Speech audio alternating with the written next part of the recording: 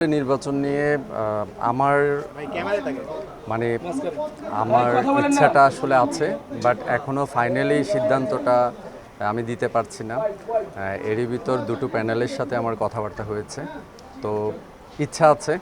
আশা করছি খুব শীঘ্রই এটা বলবো যে আমি আসলে নির্বাচনে অংশগ্রহণ করছি, বাট এখনও ফাইনালি সিদ্ধান্ত ওই যে বললাম কথা হয়েছে।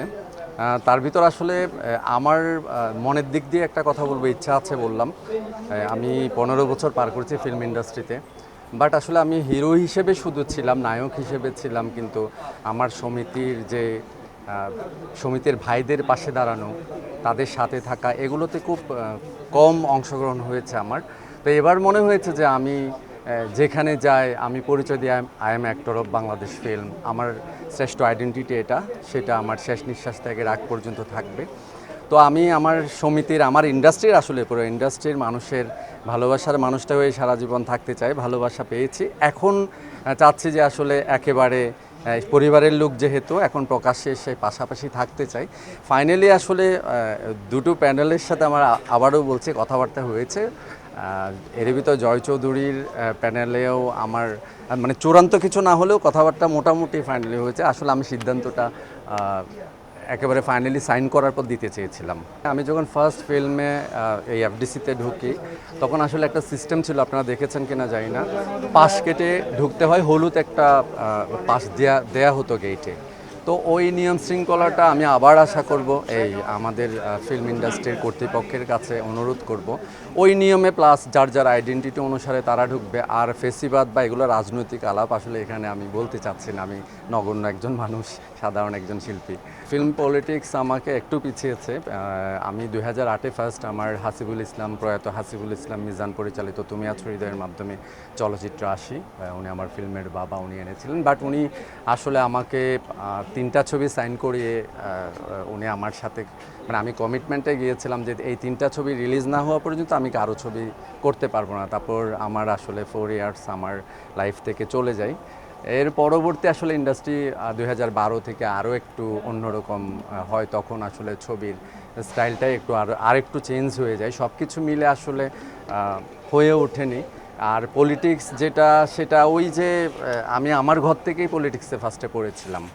অনেকের সাথে আমার সুযোগ থাকা সত্ত্বেও অনেক বড় বড় ডিরেক্টরের কাজ করা থেকে আমার বিরত থাকতে হয়েছে, যেহেতু আমি সাইন করাছিলাম 3টা ছবি এবং তাদের রুলস অ্যান্ড রেগুলেশনের কাছে আমি আসলে অনেকটা বাঁধা ছিলাম। আমার আসলে জন্মটাই হচ্ছে, সাকিব ভাই ছবি করেছিল আমার স্বপ্ন তুমি, জন্ম, কপাল, সেই 3টা ছবির ডিরেক্টর যিনি হাসিবুল ইসলাম মিজান, ওনার হাত ধরে আমার জন্ম। সো আমার কাছে মনে হয়নি সাকিব ভাইয়া এরকম কোনো কিছু করেনি। উনি ওনার স্ট্রাগল দিয়ে, ওনার জায়গা দিয়ে, ওনার মেধা দিয়ে উনি ওনার অবস্থানে আছেন।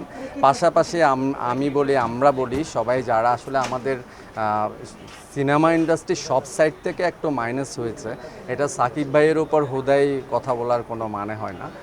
টোটাল আমাদের ফিল্ম ইন্ডাস্ট্রি গার্জিয়ানহীন। অরিজিনাল যারা আসলে মা বাবা ইন্ডাস্ট্রির, তারা আসলে আস্তে আস্তে সরে গেছেন। এই ইন্ডাস্ট্রিটা আসলে একেবারে গার্জিয়ান শূন্য হয়ে পড়েছে, যে কারণে আমার ইন্ডাস্ট্রিটা এখন আমরা বলি যে খারাপ অবস্থা, এটার উত্তরণ হবে। কিন্তু আসলে অনেক বড় বড় লিজেন্ডরা আছে, অনেক বড় বড় মানুষরা আমার ইন্ডাস্ট্রির আছে, যারা চাইলে এক একজনে এরকম ফিল্ম ইন্ডাস্ট্রির পুরা চেহারা পাল্টে দিতে পারেন, 500-1000 সিনেমা হল করতে পারেন, আমাদের সিনেমাকে সোনালি দিনে আবার রূপান্তরিত করতে পারেন। বাট ইচ্ছাটাই জরুরি। তো সব কিছু মিলে হয়তো আবার আসবে আমাদের সোনালি দিন। তবে সত্যি কথা, সরকারের পৃষ্ঠপোষকতা ছাড়া এটা অসম্ভব আমাদের ফিল্ম ইন্ডাস্ট্রি ঘুরে দাঁড়ানো।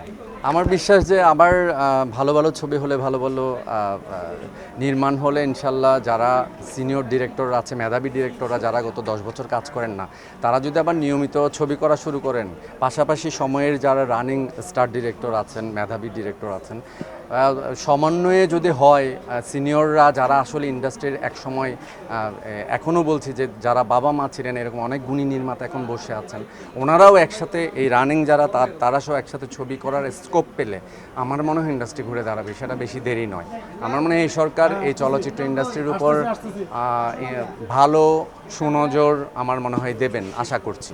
এটা নাটক বা সিনেমা বানিয়েছে এটা বড় ব্যাপার নয়, বড় ব্যাপার হচ্ছে সিনেমা বানিয়ে উনি সেন্সর বোর্ডে দিয়েছেন। এখন আমার কাছে এটা একটু লাগছে যে একটা ছবি রিলিজের করার পারমিশন পাওয়ার পর আবার রিলিজে একটা ধাক্কা খেলো, এটা একটা খারাপ।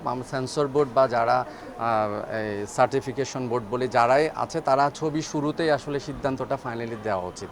কারণ একটা অনেক বড় একটা প্রযোজনা সংস্থার অনেক বড় প্রস্তুতি দরকার হয় একটা ছবি রিলিজের জন্য, এবং সেই রিলিজের পূর্ব মুহূর্তে আবার আটকে যাওয়া, এটা শুরুতেই সিদ্ধান্তটা হতে পারতো, সেটা সেন্সর বোর্ডে হোক সার্টিফিকেশন বোর্ডে হোক।